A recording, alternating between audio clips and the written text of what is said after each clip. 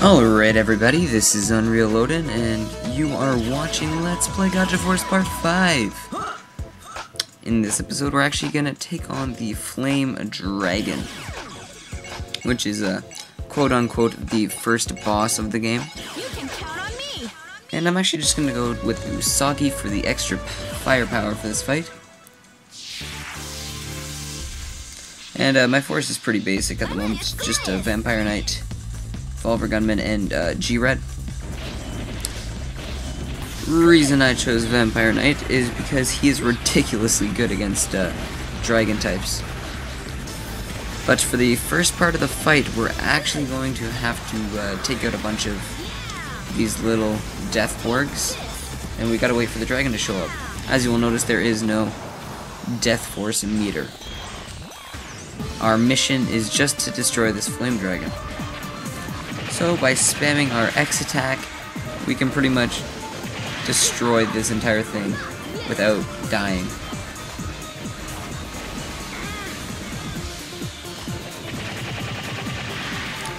Because you get like 30 health back every X attack. A thing I might have forgot to mention is that when you use your Y power up, it does, for Vampire Knights, it does make them lose more health. So you lose your health at a higher rate. Nice combo. That was the Flame Dragon, and we just got 100 GF energy.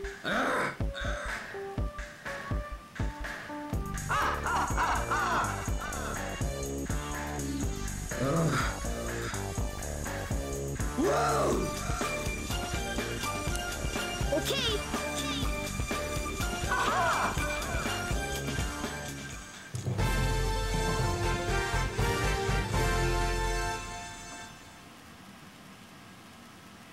Man, I love the voice acting in this game. Well, to start off, we're gonna go battle with Tetsuya and Matt.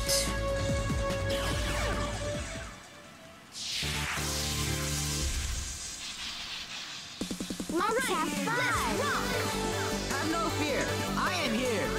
I'll give you backup. And this battle is actually quite easy. Essentially, the exact same as the other battle. I think we had another battle with Tetsuya and Matt. But anyways, it's not very difficult. I think they have one more gacha board than they did last time. Yeah, they do. Matt is using a wired gunman, and they are quite annoying.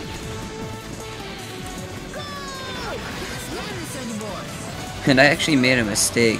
I actually uploaded part 5 before I'm uploading this one. This is part 4. And I accidentally uploaded part 5 before part 4. So I'm just going to try and pump this out as soon as possible so not too many people will get really confused. But I really like Samurai Borgs. I'd prefer to use a normal Samurai over the Vampire Knight. But I do not have a vampire or a normal samurai, and this is such an annoying gacha board to fight with a melee only character, just because it's so hard to get to it. Luckily, this one sometimes will grab you in, and it makes it a little bit easier,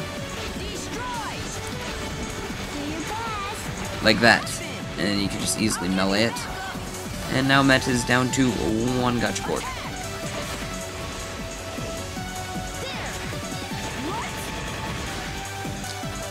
Combos with the melee type borgs are a lot stronger too. You can get a really nice combo going using your B and X attacks.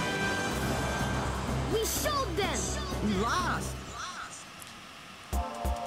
Hey.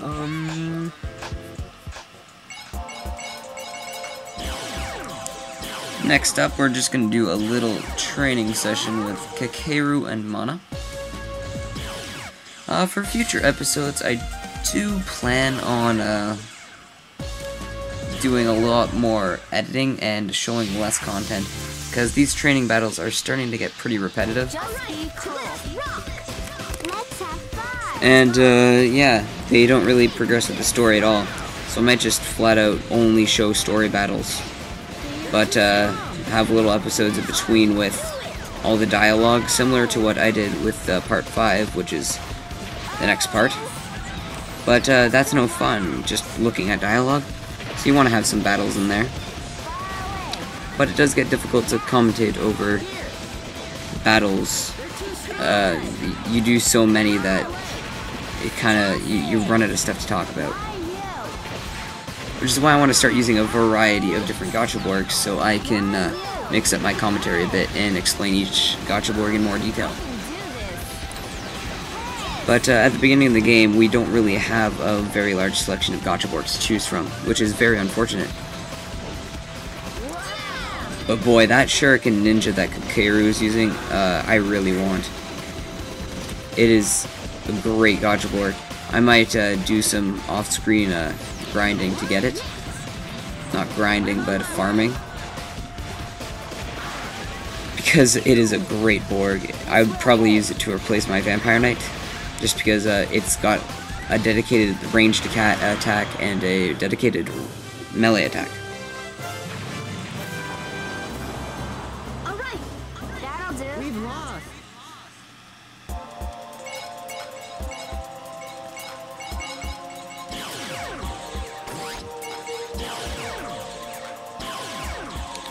This fight can actually cause quite a few troubles for new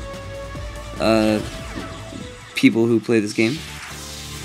But I am pretty experienced with this game, so I can defeat this cannon quite easily. And there is a very notorious battle later on in the game that involves many of these cannons. And essentially what this is it is called an ultimate cannon. And what it does is it shoots a little bolt like that, and it insta-kills anything it hits. So it is very annoying to use. You can actually get your hands on it later on, but I prefer not to use it because I like being able to move around. Ultimate cannons are limited to mobility.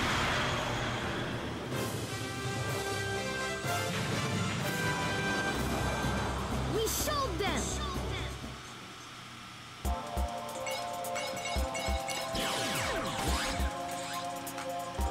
Alright, so after you beat this little Death Force bodyguards battle, you run into Orochi, which is pretty neat.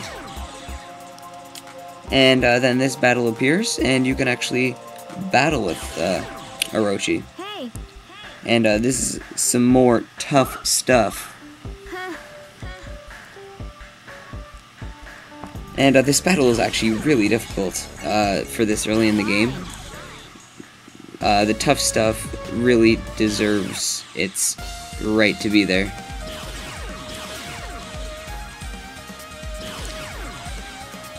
So I'm just doing a bit of force editing to put in another revolver gunman. Instead of doing that, I probably should have upgraded my revolver gunman to a powered gunman, just because they are a little bit more powerful. And for this battle, we actually have to battle with Orochi, somewhat one of our rivals throughout the game. And Orochi is not that strong. Of course, these battles are very difficult to do, but she's not very strong at all. And yes, it is a she. It took me a long time to realize that. I was thinking Orochi was a boy for a really long time. But that Gachaborg we just defeated was Demon Samurai. Is a very neat samurai Borg. What it does is every time it hits or kills something, its swords grow longer. And it's really neat because you can get really, really long swords. That was a teleporting ninja that Orochi was just using. And it's pretty bad. All it really does is teleport, and it's not very strong, doesn't have very much health. Orochi isn't very good because she uses somewhat obscure Borgs. Borgs that no one would really use. So yeah. that is her special Borg, just like everyone has their own special Borg. And that is the Dark Knight. It is a variation of Imperial Knight, and Dark Knight is one of the hardest gotcha Borgs in the game to achieve, because there are only 2 battles in the entire game where you can battle with Dark Knight, and it's very hard to get even 1 crystal. Then to just get every single crystal is even more difficult.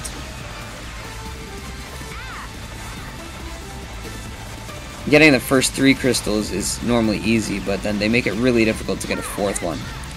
And then when you do get a 4th one, it'll generally be one that you already have, and I actually had to get my Dark Knight by swapping crystals with a friend of mine, because he had the crystal I needed, and I had the crystal he needed.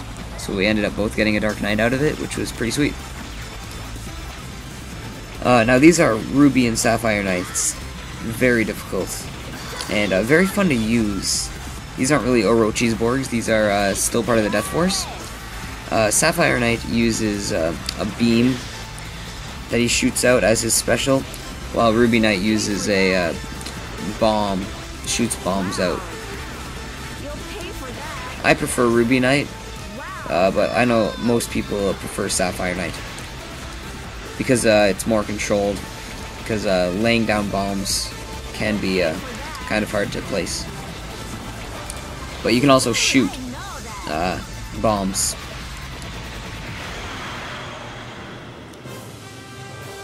And that is the super difficult battle with Orochi, which I managed to handle quite nicely.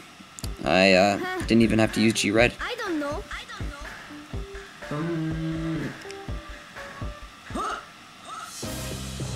Okay. And now our little town is now covered in black stuff, and we will be doing it in the next video.